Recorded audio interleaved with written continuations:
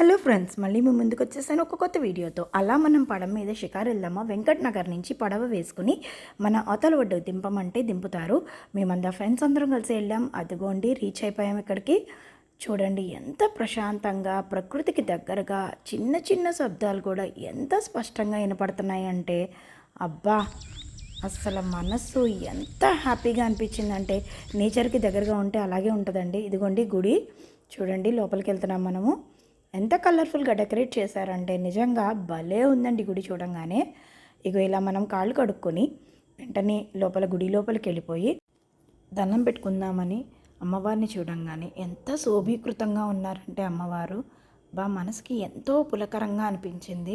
అమ్మవారికి చీర కానుక సమర్పించుకొని పసుపు కుంకుమ ఇచ్చి మనస్ఫూర్తిగా దండం పెట్టుకున్నాను.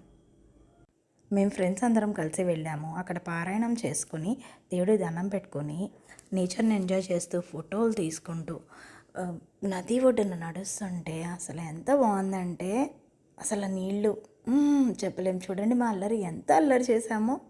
మేము తిరిగి వస్తుంటే సూర్యాస్తమయమైంది. గోదావరిలో ఆ సూర్యకిరణాలు పడి ఎంత అందంగా ఉందంటే, ఇంతకీ ఇది ఎక్కడ అంటే కాతేరు స్కూల్ దాటిన వెంటనే సాయిబాబా గుడి వస్తుంది. దాని పక్క సందులో నుంచి వెళ్తుంటే వెంకట్ నగర్ అని వస్తుంది.